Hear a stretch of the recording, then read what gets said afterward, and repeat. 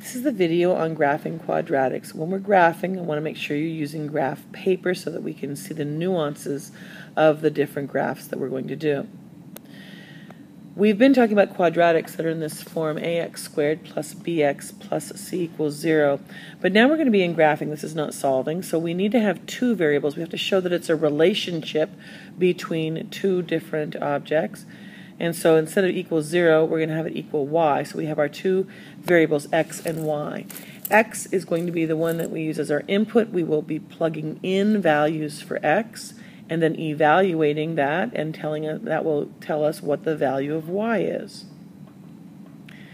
To do graphing, we need to just look at some different types. So, and this is part one, we're going to look at y equals ax squared, only one term there, which means that b equals 0 and c equals 0. Since we don't have that bx plus c, those are both zeros. We're going to look at a specific example. We're going to look at this example of the graph when a is 1. And the reason for that is this is pretty much known as the parent function for the quadratics when we're graphing. Okay, when in the graphing part of it, we're going to look at this when we have just a 1 here. We're not making it any larger or smaller. It's just kind of a nice standard number. And to very begin with, we're going to look at this by making a t-table. And as we make the t-table of our values, our inputs, I picked several of them. I picked some negatives and some positives, so we get a good idea of what this graph is going to look like. And then we start evaluating. Well, when x is negative 3, we would have negative 3 squared, which is 9. When x is negative 2, we have negative 2 squared, which is 4. When x is negative 1, we have negative 1 squared, which is 1, etc. We go on and we can see that we've got 1 squared is 1, 2 squared is 4, 3 squared is 3. Now we've got some data that we can put into a graph. So you might start by drawing your graph this way, but I don't want you to graph and have all these numbers on this y number line and all these numbers on the x number line. They detract from the graph itself. So when you're doing your setup, first thing you want to do is you have your x-axis, but I only have one or maybe two numbers on that axis to help us understand the scale, that each one of these lines would be 1 unit, because to get to 5 here I'd be counting by ones. Similarly, on the y-axis, I only have one number here, a 10, saying that, well, if you count this up, 1, 2, 3, 4, 5, 6, 7, 8, 9, and you get to 10 right here, I now know, oh, each one of these lines is 1 unit. So now we're ready to graph the points that we have here, the pairs, negative 3 in the x direction, and then y in the 9 in the y direction. And when we graph those points, we have these 7 points. And now we take some time and we slowly draw a nice gentle curve that connects these points in order.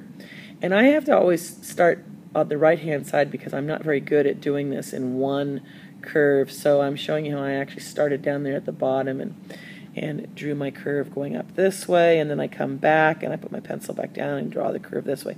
Some people are really good and very artistic and can just go curve like that, but whenever I do that it gets very lopsided, so that's the method I have to draw this curve. Now we need to talk about several things. That we read a graph from left to right, and since we're reading this from left to right, we're reading it coming this direction, we say that this is going down, or we would say it is a decreasing graph right here. It's decreasing or going down. And then it changes, and all of a sudden it is going up or increasing. So this graph changed from decreasing to increasing. And, well, where did that happen? It happened right here. This is the turning point, and that turning point has a particular name. And the name of the turning point in a graph is called the vertex. We have something else now. You notice I just changed that into a dashed line, and all down here is the dashed line. And if we look at this line and we look at what's happening to the right of the line and how we would describe what we see on the left side of the line, well, it's a mirror image of the other side. So the right side, I could flip it over and land on the left side, and likewise the left side could flip over and land on the right side. That is called, that dashed line is called the line of symmetry, because symmetry is this idea of mirror image. which means for every point on my graph, every point that's located on this blue curve here, and I pick this point right here, I can see that it is 3 units perpendicular to the line of symmetry, and 3 units to the left would be a matching point. And we could do this with another point. We hear this point is 2 units to the right, so therefore there must be a point that is 2 units to the left. And we have a point that's 1 unit to the right, and its mate that is 1 unit to the left. To finally we get down to that very bottom vertex where there isn't, it's right on the line of symmetry, and that's important.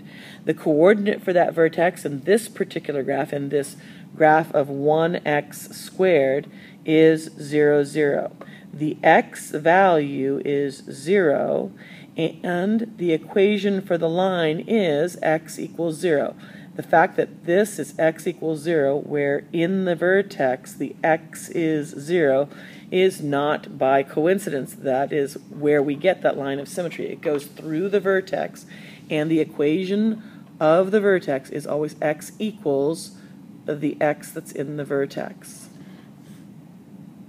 Yeah. Here it is again. We're still looking. I just got it nice and cleaned up and fresh. We still have y equals 1x squared.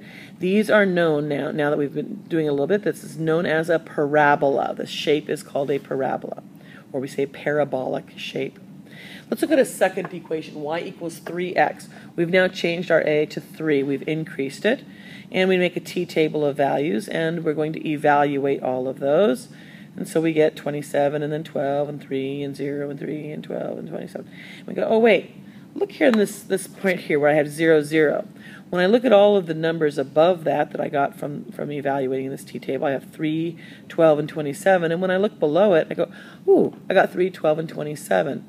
And I can kind of imagine that I'm seeing a mirror image going on here. Well, that is in fact what's going on, and that is the vertex in this for this graph, y equals 3x squared.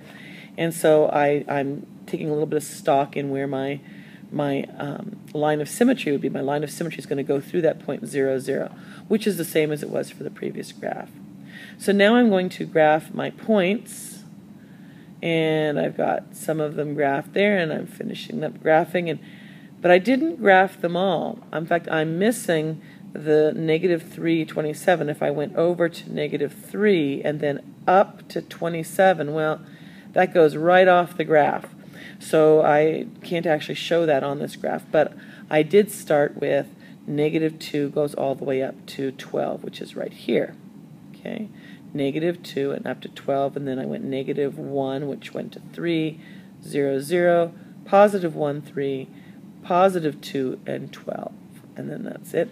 Now I'm going to very carefully draw my curve. Again, I always start on the right. I go up. And then I'm going to do it on the left-hand side. And don't forget those arrows at the end of the parabola, because I have to indicate that this shape continues on and on forever and never stops. It's constantly growing upwards, and it's also spreading out wider as it grows upwards.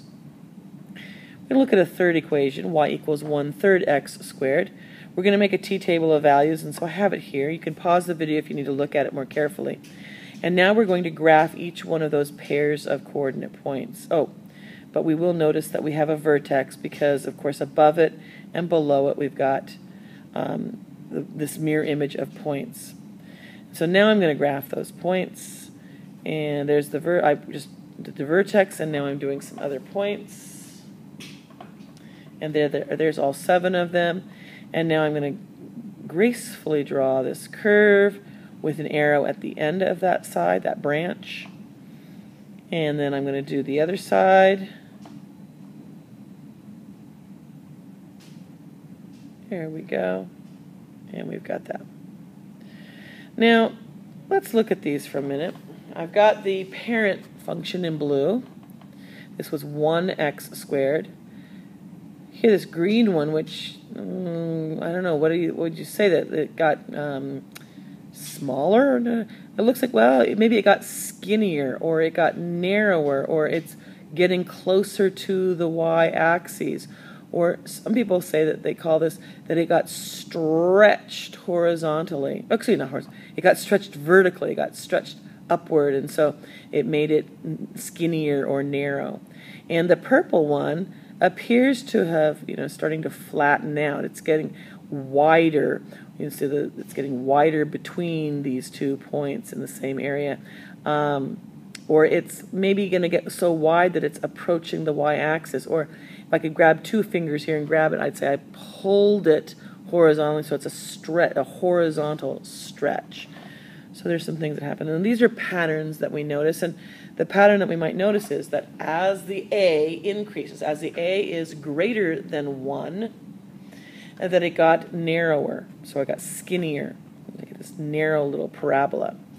The other is as A was less than 1, but greater than 0. So meaning when the A is somewhere between 0 and 1, it got wider. So I have that. And this is one of the patterns that we notice. So I'm going to stop this video here. There's going to be a second video on the next type of graph.